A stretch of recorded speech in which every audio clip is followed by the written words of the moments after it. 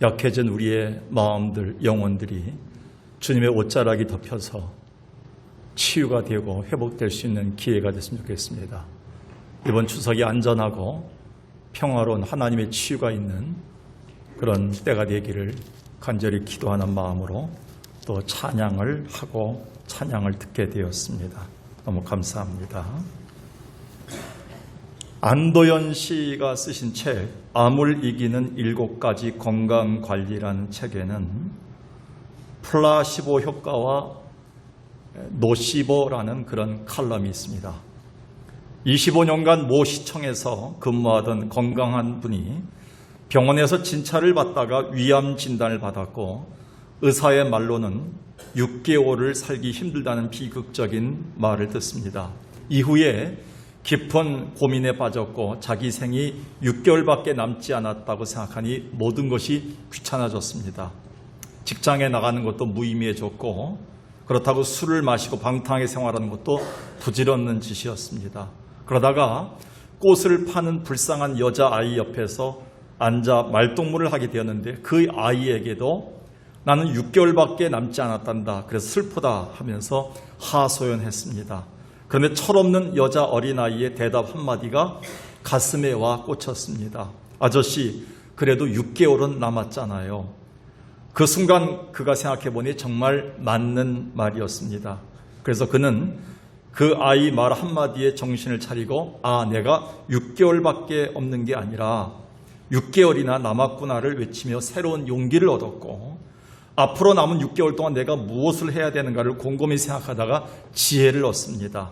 그것은 그날부터 짧은 시간이었지만 쓰러지는 순간까지 주변의 어려운 이웃들을 찾아가 그들을 위해 최선을 다해 섬기는 삶을 살다가 주님 나라 갔다고 합니다.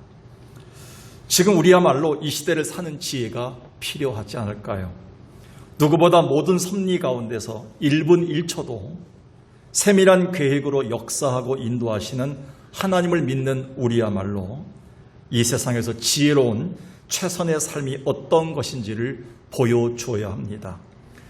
코로나라는 초유의 상황을 겪으면서 이제부터는 우리가 교회 이름과 유명 목사님 이름이 새겨진 전도지를 들고 나가 교회에 나오라는 식의 전도 시대는 이미 지난 듯합니다.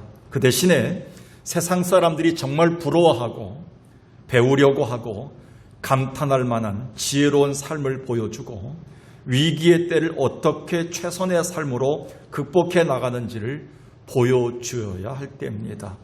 아마 그렇게 될 때야 세상은 비로소 우리의 최선의 삶에서 또 지혜롭게 사는 삶 속에서 진정한 기독교가 무엇인지를 알게 될 거고 그 안에서 생명 예수를 찾게 될 것입니다. 그래서 이 시간에 누구보다 더 생각나는 사람이 있다면 솔로몬입니다. 솔로몬은 한때 세상 연락을 즐기며 탕진의 삶을 살았던 사람이지만 어느 순간 하나님이 정하신 때가 있음을 깨닫고 정신을 차렸습니다. 그 후 지혜로운 새 인생, 최선의 삶을 살아냈던 왕입니다. 그 결과 그는 지혜의 왕이라는 칭호를 받게 되었고 세상을 향한 메시지를 전하는 위대한 잠언을 썼고 그리고 세상을 향한 하나님의 전도자의 역할로 쓴 전도서를 남기는 사람이 되었습니다. 그의 이런 깨달음과 신앙이 가장 많이 담겨있는 책이 전도서입니다. 그 중에 전도서 3장에 이런 글로 솔로몬은 자기를 깨달은 것을 고백합니다. 하나님이 모든 것을 지으시되 때를 따라 아름답게 하셨다. 저 집사님이 잘 된다고 저 권사님의 자녀들이 잘 됐다고 해서 우리가 너무 한탄하거나 낭망하지 말라는 것이죠. 하나님은 각 사람을 알고 계시기 때문에 각 사람의 정한 때 아름답게 만드실 분이라는 겁니다. 그래서 우리는 늘 살면서 현시적인 것이 아닌 영혼을 사모하고 살게 되어 있다. 하나님이 하시는 일이 어떻게 될 것인지 우리는 아무도 알지 못한다 라는 것을 깨달았습니다. 그리고 19, 20절에 가서 이렇게 얘기합니다. 사람은 다 뭐냐면 흙으로 돌아가게 되어 있다. 짐승이나 사람이나 다 한 곳으로 가는 흙으로 돌아가는 인생이다. 이 짧은 인생을 어떻게 사냐에 따라서 영원한 것이 차이가 있다라는 것을 깨달았던 것이죠. 이렇게 우리 인간에게는 시작이 있었으면 마지막이 있음을 아는 것이 최고의 지혜이며 그 순간부터 지혜롭게 사는 최선의 삶이 시작되는 겁니다. 그럼 여러분은 어떤가요? 오늘 본문은 흔히 옳지 않은 청지기 비유라고 불려지는 말씀입니다. 그것은 주인이 특별히 신임했던 청지기가 주인이 잠시 자리를 비운 사이 자기의 권한을 남용해서 불의를 저질렀기 때문입니다. 결국은 타국에 있던 주인이 이런 소문을 듣고 돌아와 이 옳지 않은 일을 행한 청지기를 해고하게 됩니다. 그런데 이런 말을 합니다. 그 다음이 중요하죠. 사실 오늘 본문은 주님이 이것을 우리에게 교훈하기 위해서 비유로 드신 것인데 그 중에 2절에서 4절까지를 좀 보겠습니다. 주인이 그를 불러 이르되 내가 네게 대하여 들은 이 말이 어찌 됨이냐. 내가 보던 일을 세마라. 청지기 직무를 계속하지 못하겠다니 해고시킨 것이죠. 청지기가 속으로 이르되 주인이 내 직분을 빼앗았으니 내가 무엇을 할까. 땅을 파자니 힘이 없고 빌어먹자니 부끄럽구나. 여기서 끝났다면요 성경은 기록되지 않았습니다. 근데 그 다음 절 4절에 보니까 내가 할 일을 알았도다. 이렇게 하면 직분을 빼앗긴 후에 사람들이 나를 자기 집으로 영접하지 않겠는가. 그는 미래를 계획했다는 거예요. 그 순간에 주님은 이 부분에 대해서 주인이 칭찬했던 것처럼 칭찬하고 있는 내용입니다. 즉 청지기가 모든 것을 잃게 된 앞길이 막막한 순간에 지혜를 가지고 그 미래를 위해 최선의 삶을 준비한 것입니다. 물론 그가 주인에게 빚진 사람들을 불러다가 거짓 장부를 쓰게 하고 주인을 속인 행위는 옳지 않은 불법이며 주님 또한 이런 세상 사람들이 악함을 지적하셨습니다. 그러나 주님이 이 사람의 악함을 옳지 않은 행위를 두둔하신 것이 아니라 이 비유에서 종을 칭찬하신 이유는 그가 현실에 절망하지 않고 미래를 위해 지혜로서 최선을 다한 삶을 칭찬한 겁니다. 그와 동시에 주님은 이에 비해서 하나님의 자녀들이 위기의 때 지혜롭지 못함을 책망하신 것입니다. 오늘 본문의 가장 큰 핵심의 그 단어는 8절입니다. 8절을 보겠습니다. 주인이 옳지 않은 청지기가 이를 지혜 있게 하였으므로 칭찬하였으니 이 세대의 아들들이 믿지 않는 사람들이 자기 시대에 있어서는 빛의 아들 우리보다 더 지혜롭다. 주님은 이것을 책망하시면서 우리가 이 땅에서 왜 악을 행하는 사람보다 더 지혜롭지 못하냐. 우리는 악을 행하라는 것이 아니라 저 사람들도 미래를 개척하기 위해서 저렇게 악을 행하면서까지도 지혜롭게 살려고 미래를 준비하는데 우리는 하물며 전능하신 하나님, 내 미래를 쥐고 계신 하나님 앞에 우리는 투자하지 않느냐를 주님은 책망하고 계신 것입니다. 그렇다면 우리가 이 시대를 살면서 과연 최선의 지혜로 산다는 것은 어떤 삶을 말할까요? 오늘 본문의 핵심이죠. 우리가 이 시대를 살면서 최선의 지혜로 산다는 것은 어떤 삶을 말하는 것일까요? 그 첫 번째는 내 주변의 이웃들을 위한 최선의 삶입니다. 9절을 보겠습니다. 주님은 이렇게 얘기합니다. 이 비유를 통해서 내가 너에게 말하노니 불의의 재물로 친구를 사귀라. 그리하면 그 재물이 없어질 그때 그들이 너희를 영주할 집으로 처소로 영접할 것이다. 영주는 영원히 거할 처소지요. 처음부터 아리송합니다. 왜 주님이 재물을 불의하다고 하나요? 이것은 히브리적 사고에서 나온 표현입니다. 즉, 이 땅의 재물은 사실 그것을 얻기 위해서 죄와 연관이 되고 거짓말과 속임수가 동반되기에 그렇게 불의하다고 말한 것일 수도 있고요. 또한 이 땅의 재물은 아무리 많아도 하늘의 의로운 보화와 비교할 때는 없어질 재물이기에 불의하다고 표현한 듯합니다. 그런데 주님은 이렇게 한시적이며 불의함에도 불구하고 우리가 가진 재물로 될 수 있는 한 많은 친구들을 얻고 많은 사람을 얻는 데 투자하라고 우리를 명령하고 계십니다. 그러면 놀라운 결과가 있는데 마지막 날 그 친구들이 우리를 영원한 집으로 인도할 것이다. 미래가 보장되는 삶을 살게 될 것이다. 이렇게 말씀하셨다는 것입니다. 다니엘서도 봅시다. 다니엘서 12장 3절에 보면 이렇게 다니엘 선지자는 얘기합니다. 지혜 있는 자는 궁창의 빛과 같이 빛날 것이다. 왜? 많은 사람을 옳은 대로 돌아오게 한 자. 이 땅에 살면서 한시적인 삶에서 많은 사람들을 옳은 대로 인도한 사람들은 하늘에서 별과 같이 반짝반짝 빛날 것이다. 여러분 진짜 스타가 누굽니까? 장동건입니까? 김태희입니까? 진짜 스타는요, 이 땅에서 가지고 있는 돈과 시간과 내가 가진 모든 것들을 통해서 많은 사람들을 얻은 사람들이에요. 한민나라, 하늘나라 백성이 되게 한 자들이에요. 그런데 여러 학자들은요, 여기서 주님이 말한 친구를 사귀라, 이 친구가 누구인지에 대한 관심이 많습니다. 이 친구는 누구보다 하나님으로 보는 견해가 많습니다. 요한복음 15장 14, 15절을 보겠습니다. 주님이 이렇게 얘기합니다. 내가 너에게 명하노니 너는 나의 친구다. 왜? 너와 나에 대해서 하나님이 하실 일, 내 뜻에 대해서 하나님의 계획을 논하는 정도면 친구가 아니겠냐? 너희는 종이 아니라 내 친구다. 그러니까 결국은 우리가 친구를 사귀는 것의 가장 우선순위는 뭐냐면 하나님입니다. 주님이십니다. 그러니까 내가 가지고 있는 것들을 가지고 내 주변에 가장 가까운 사람이 누구냐면 하나님을 향해서 투자라는 것에 대한 이 귀한 교리가, 말씀이 교훈이 들어가 있다는 것이죠.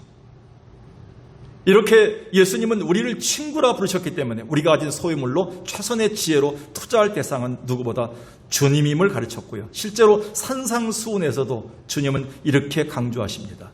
마태복음 6장 31절에 보면 우리가 이 땅에 살면서 무엇을 먹을까, 무엇을 마실까, 무엇을 입을까 때문에 굉장히 바쁩니다. 이걸로 인생을 다 삽니다. 그런데 이렇게 얘기합니다. 33절에 결론이죠. 그런즉 너희가 먼저 그의 나라와 그의 의를 먼저 구하면 하나님 것, 하나님과 관계된 것, 하나님을 위해서 많은 사람들을 얻는 데 사용하게 되면 이 모든 것은 뭡니까? 무엇을 먹을까? 무엇을 마실까? 무엇을 입을까는 너에게 플러스 해주겠다. 이렇게 얘기합니다. 우리가 이 땅에 살면서 지혜롭게 최선의 삶을 산다는 첫 번째 내용은 뭐냐면 내 주변에 있는 가장 가까운 자들을 향해서 하나님이 내게 주신 것들을 섬기는 데 투자하는 겁니다. 베푸는 겁니다. 그것을 성경은 우리에게 친구를 얻는 것이다 라고 얘기하고 있습니다. 왜 그렇습니까? 지금 예수님은 우리 육안으로는 보이지 않지만 주변의 이웃들, 곧 친구들 속에 계시기에 그들을 섬기고 돌보고 그들을 위해 내 것을 사용한다는 것은 주님을 위한 최선의 삶이 되는 것입니다. 바울은 이렇게 구체적으로 적용했습니다. 디모데전서 6장 18절 이후 보십시다. 그래서 선을 행하고 선한 사업을 많이 하고 나눠주기를 좋아하며 너그러운 자가 되게 하라. 이것이 장래 자기를 위하여 좋은 터를 쌓아 참된 생명을 취하는 것이다. 주님이 교훈하는 최선의 지혜는 내 것으로 사람을 얻는 것임을, 다른 사람들을 얻는 것임을 가르쳐 주셨습니다. 미국의 하버드 대학 총장을 지냈던 트루업 박사의 일화가 있습니다. 어느 날 그는 텍사스주의 석유 재벌가 집에 초청을 받았습니다. 식사 후에 재벌가는 총장에게 자기 부를 자랑했습니다. 저는 25년 전에 빈손으로 이 마을에 들어와 많은 고생과 노력으로 지금 이렇게 부를 이루었습니다. 동쪽에 있는 저 석유 공장을 보십시오. 서쪽에 있는 저 유전을 보십시오. 그리고 남쪽에 있는 저 저택을 보십시오. 북쪽에 있는 내가 산 빌딩을 보십시오. 다 내가 이룬 것입니다. 그러자 트롯 박사는 손가락으로 하늘을 가리키면서 이렇게 말했습니다. 동서남북에는 다 회장님 것들이 있는데 정작 저 하늘에는 무엇이 있나요? 여러분의 대답은 어떤가요? 비록 이 땅에서는 없어지고 남의 것이 될 불의의 재물이지만 우리는 친구가 되신 주님을 위해 얼마나 사용했으며 내 이웃들을 위해서 얼마나 섬겨지고 있는지를 주님 묻고 계십니다. 오늘 내 주변의 이웃들을 얻기 위한 최선의 지혜로운 삶을 사는 자 되기를 주의 이름으로 축원합니다. 두 번째는요, 우리가 이 땅에 살면서 최선의 지혜로 그리고 그런 삶을 산다는 것은 무엇일까요? 두 번째는 내 주변의 사소한 것들에 대한 최선의 삶을 사는 것입니다. 참 사람이 사소한 것들에 대해서는 최선을 다하지 않습니다. 뭔가 큰 것, 거창한 것에 대해서는, 원대한 계획에 대해서는 내 목숨을 걸 때 있어요. 그러나 아주 사소한 것, 참으로 그냥 지나칠 수 있는 것, 그런 것에 우리 인생을 걸지 못하는데 주님은 역으로 말씀하십니다. 내 주변의 사소한 것들에 대한 최선의 삶을 살아라 얘기합니다. 현대인들은 그 규모상 큰 것에 가치를 걸고 삽니다. TV나 영화나 매스컴에 등장하는 스타들을 보십시오. 큰 키, 큰 차, 큰 집을 선호합니다. 특별히 한국 사람들은 대형 냉장고를 좋아합니다. 와이드 TV, 대형 세탁기, 슈퍼 노트북, 대형 차를 선호합니다. 아마도 작은 나라이기 때문에 겪었던 아픔들이 트라우마로 작용했기 때문에 큰 것에 대한 선망이 유난히 강한 민족입니다. 그래서인지 날마다 막히고 그리고 날마다 복잡한 한강 다리인데도 불구하고 그냥 다리가 아니라 앞에 큰 대자를 써서 한강대교, 잠실대교, 성수대교라고 부르고 있습니다. 저는 일주일에 한 번씩 성수대교를 지나갈 때마다, 특히 성산대교를 지나갈 때마다 야, 과연 이 다리가 대교인가? 가서 페인트가 있으면 고치고 싶더라고요. 성산소교.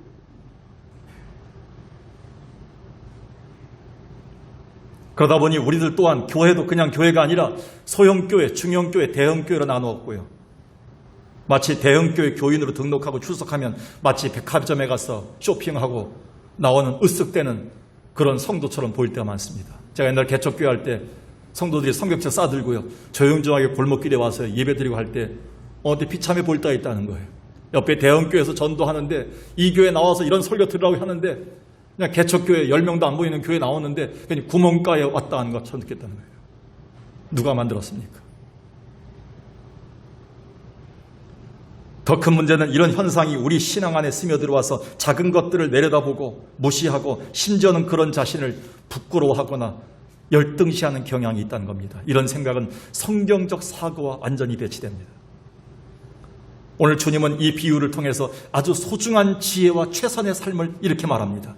본문 10절에 보니까요, 지극히 작은 것에 충성하면 큰 것을 너에게 주겠다. 지극히 작은 것에 불의하면 큰 것은 없다는 거예요. 주님은 이렇게 못 박습니다. 지금 우리가 현재 다루고 접하고 있는 지극히 작은 사소한 것들에 대한 태도가 앞으로 내게 주어질 큰 것에 대한 평가가 된다는 겁니다. 여기서 주님이 말씀하시는 작은 것이란 천국에서 우리에게 주어질 상급인 큰 것에 비교하면 지극히 작게 보이기 때문에 그렇게 말씀하신 겁니다. 그래서 주님은 마지막 날 심판 때에 일어날 일을 이렇게 묘사했습니다. 천국문에서 사람들을 심판할 때 이런 일이 있었다는 것이요. 너희가 내가 줄일 때, 마태복음 25장에 내가 줄일 때 너희가 먹을 것을 주었고, 목마를 때 마시게 했고, 나그네 되었을 때 영접했고, 헐벗을 때 옷을 입혔고, 병들었을 때 나를 돌보았고, 옥에 갇혔을 때 나를 찾아왔다. 그러니까 많은 사람들이 우리가 그런 적이 없는데요, 주님. 주님이 언제 옥에 갇혔고 언제 주님이 헐벗었습니까? 우리가 주님께 한 적이 없습니다. 근데 주님이 이렇게 얘기합니다. 내가 진실을 너에게 이르노니 너희가 여기 있는 내 형제 중에 지극히 작은 사소한 사람 한 사람에게 한 것이 내게 한 것이다. 이 땅에서 우리가 보이는 사람들에게, 사소한 사람들, 작은 소자에게 행했던 일이 주님에게 행한 것이고 큰 것을 위한 태도임을 주님은 가르쳐 주신 것입니다. 그래서 주님은 이렇게 단정해서 말씀하십니다. 마태복음 25장 21절에서 교훈이죠. 그 주인이 이르되 잘하도다. 착하고 충성된 종아, 내가 적은 일에 충성하였음에 내가 많은 것을 내게 맡기리니 내 주인의 즐거움에 참여할지어다. 그런 면에서 여러분이 지금 이 땅에서 교회나 주변 사람들에게 베풀고 돌보고 섬기는 모든 일들은 하늘의 것과 비교할 때 아주 사소한 일입니다. 작은 일입니다. 그런데 이것에 매사에 지혜로서 최선을 다한 삶이다라고 주님은 얘기합니다. 왜? 하늘의 것, 큰 것에 대한 좌우가 되기 때문에 그렇다 얘기합니다. 현대 경영의 선구자 톰 피터스라는 사람이 쓴 책이 있습니다. The Little Big Things라는 책입니다. 이 책이 좀 쉽게 번역하면 사소함이 만드는 위대한 성공 법칙이라는 책입니다. 톰 피터스의 책인데요. 수많은 사업가들에게 성공을 위한 조언을 이렇게 합니다. 위대한 성공 뒤에 숨어있는 작은 기회를 찾아라. 그런데 안타깝게도 많은 사람들은 작은 기회보다 큰 것에 주목하고요. 그리고 거기에 목을 메고 있습니다. 그러다 보니 아주 사소한 것들에 무관심하고 지나쳐버림으로 실패하는 경우가 많습니다. 우리에게 닥쳐온 코로나 사태 또한 더욱 우리로 하여금 사소한 것들에 무관심하거나 지나쳐버리게끔 만듭니다. 이제라도 우리는 아주 대단한 것들이 아닌 내 주변에 돌봐야 될 소자들을 찾아야 됩니다. 아주 사소한 일들에 대한 나의 작은 섬김이 시작되어야 합니다. 그래서 허드슨 테일러 선교사님이 이렇게 얘기했습니다. 작은 일은 작은 일이 맞다. 그렇지만 작은 일에 신실한 것은 곧 큰 일이다. 또 마더 테레사는 이렇게 얘기했습니다. 나는 큰 일을 하지 않는다. 다만 작은 일을 큰 사랑으로 하는 것이다. 이게 주님이 말씀하시는 자세를 얘기하죠. 이게 지혜로운 최선의 삶을 얘기하고 있습니다. 오늘 우리에게 사소한 일일지라도, 아주 작은 소자일지라도 그 사람에게 또 그 일에 최선의 지혜로 사는 자 되기를 주의 이름으로 간절히 축원합니다. 마지막 세 번째를 말씀드립니다. 어떻게 하는 것이 이 지금의 시대에 지혜로운 최선의 삶을 사는 것일까요? 세 번째는 하나님이 내게 맡기신 것들에 대한 최선의 삶을 사는 겁니다. 하나님이 내게 맡기신 것들이 무엇일까요? 12절을 보십시다. 이렇게 주님은 표현합니다. 너희가 만일 남의 것에 충성하지 아니하면 누가 너희의 것을 너희에게 주겠느냐. 또 아리송하죠? 여기서 주님은 우리가 천국에서 받을 것을 내 것이다 이렇게 얘기하시고 너희 것이다 하고, 지금 우리가 이 땅에서 하나님이 내게 맡겨서 내가 소유하고 있는 것들은 남의 것이다 이렇게 말씀하고 있다는 거예요. 잘 보셔야 됩니다. 한번 시험 볼까요? 여러분, 남의 것이 뭡니까? 누구 겁니까 원래?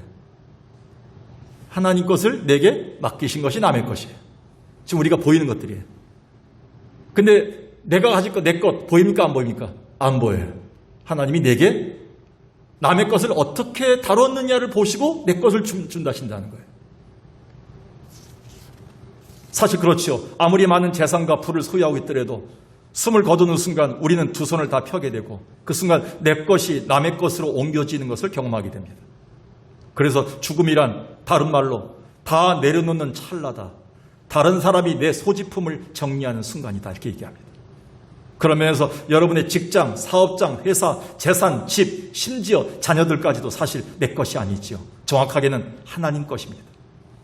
남의 것입니다. 그러기에 더욱 내가 맡은 것들에 신실하여 하며 최선의 삶이 요구됩니다. 온전한 내 것을 갖고 계시는 주님이 그러한 나를 평가할 것이기 때문입니다. 특별히 우리는 요셉처럼 최선의 신실한 삶이 요구됩니다. 요셉은 비록 억울하게 애굽의 노예로 팔려가게 된 처지였지만, 또한 더 비참한 감옥살이로 절망의 늪에도 빠졌지만 그는 언제나 남의 것에 충성을 다함으로 하나님이 크게 높인 사람입니다. 창세기 39장을 보겠습니다. 요셉이 노예로 팔려가서 보디발의 집에 갔지요. 그런데 그 보디발 애굽 사람에게 은혜를 입었습니다. 그가 요셉을 가정 총무로 삼고 자기의 소유를 다 그의 손에 위탁했습니다. 그가 요셉에게 자기 집과, 여러분 집을 맡길 정도면 대단한 겁니다. 그의 모든 소유물을 주관하게 한 때부터. 근데 요셉이 그냥 얼렁뚱땅 했나요? 내 것이 아니니까 대충 했나요? 정성을 다해 지극정성으로 신실하게 이런 한 푼도 놓치지 않고 끝까지 성실했을 때 하나님이 그 집에 뭐예요? 요셉 때문에 복을 내리셨다는 거예요. 요셉의 미래는 하나님이 쥐고 계셔요. 하나님이 큰 것으로 그에게 갚아주신 것이죠. 이것뿐인가요? 다니엘도 마찬가지였습니다. 그가 바벨론 포로가 되어 비록 남의 나라 임금과 책무들을 맡고 섬겼지만 그런 불안리 속에서도 신실한 자로 지혜롭게 섬김으로 하나님은 그를 높이셨습니다. 우리 또한 하늘에서 우리가 받을 것들에 비교하면 사실 이 땅에서 우리가 손을 대어 만지는 것들은 모두 다 남의 것입니다. 그러나 이 모든 것은 하나님 것이기에 최선의 삶을 요구하고 있습니다. 이것이 바로 지혜로운 삶입니다. 이번 추석 명절에 잠깐이라도 자녀들을 보게 됩니다. 어떤 사람들은 8명이 들어가나 9명이 되는가 그걸 만원경으로 봐서 신고한다는 사람도 있어요. 그게 뭐가 문제되겠습니까? 그런데 잠깐이라도 자녀들을 봅니다. 가족들이 많은 가정은 잠깐 왔다가 또 시간 간격으로 또 볼 수가 있어요. 그런데도 잠깐 가족들을 만나고 자녀들과 손주들을 만납니다. 근데 여러분 기억하십시오. 다 주님 것들입니다. 다 하나님 것입니다. 하나님이 여러분에 맡기신 것들입니다. 될 수 있는 대로 불화를 만들지 마십시오. 지난주 설교처럼 은혜로운 말로 은혜를 끼치십시오. 홍기가 지난 자녀들에게 여러분 너그럽게 대하십시오. 기다리십시오. 소망을 주십시오. 자녀들 하나에게, 손주들 하나에게 여러분 하나님 믿는 자로서, 은혜를 흘리는 자로서 너그러운 관용과 사랑과 소망을 줄 수 있는 말을 하십시오. 주님 것입니다. 주님 우리에게 맡기신 남의 것입니다. 사실은요. 내 것이 아닙니다. 신문지상에 보면요, 매스컴에 보면 치를 떨게 합니다. 어떻게 그럴 수 있는가, 부모가. 어떻게 그렇게 자녀들을 대할 수 있는가.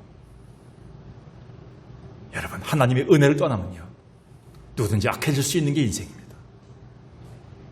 이걸 기억하십시다. 시편 127편에 주님은 이렇게 얘기합니다. 여호와께서 집을 세우지 아니하시면 세우는 자의 수고가 헛되다. 여호와께서 성을 지키지 아니하시면 파수꾼에 깨어있음이 헛되도다. 하나님이 다 세우기 위해서 자녀들을 주신 거 아니겠습니까? 3절에 이렇게 얘기합니다. 보라. 주님이 우리를 환기시키는 거예요. 보라. 보라. 솔로몬을 통해서 보라. 자식들은 여호와의 기업이다. 하나님의 그 기업으로 주신 것이다. 회사로 주신 것이다. 너한테. 회사를 잘 경영해라. 태의 열매는 그의 상급으로 주신 것이다. 내 것이라고 한 번도 얘기한 적이 없습니다. 여러분, 최선으로 하나님의 소유들을 지혜롭게 대해 주십시오. 그러면 은혜를 받고 가면요, 교회에 나오라는 말을 하지 않아도 교회를 찾게 될 것입니다. 내 가족들은 하나님이 잠시 맡기신 하나님의 것, 남의 것이기 때문에 그렇습니다. 오늘 내게 맡기신 것들에 대한 최선의 삶을 삶으로 지혜로운 자 되길 주의 이름으로 간절히 축원합니다. 말씀을 정리합니다. 지금 이 시대는 우리 그리스도인들에게 최선을 다한 지혜로운 삶이 무엇인가를 요구하고 있습니다. 보여주십시오. 비록 코로나 상황일지라도 이 모든 상황을 주관하고 계시는 소망이신 하나님을 믿고 있는 우리라면 최선의 삶, 지혜로운 삶이 무엇인지를 못사람들에게 보여줘야 됩니다. 그건 세 가지예요. 내 주변의 이웃들을 향한 최선의 삶을 사는 거예요. 그들이 그 주님이에요. 그들에게 대하는 것이 주님께 대하는 모습입니다. 최선으로 대해주세요. 주님의 친구들인 우리의 형제들이 많습니다. 그리고 두 번째는 주변의 사소한 것들에 대해 최선을 다하는 겁니다. 하찮게 보지 마시고요. 나보다 작다고, 나보다 이룬 게 없다고, 나보다 사이즈가 없다고, 규모가 없다고 함부로 대해서는 안 됩니다. 존중해야 되고요. 주님의 것을 위해서 우리는 최선으로 섬겨줘야 됩니다. 마지막으로요, 하나님이 내게 맡기신 것들에 대한 최선의 삶을 살아내십시오. 그게 바로 이 시대를 향한 최선의 지혜로 사는 지혜로운 청지가 될 줄로 믿습니다. 기도하겠습니다.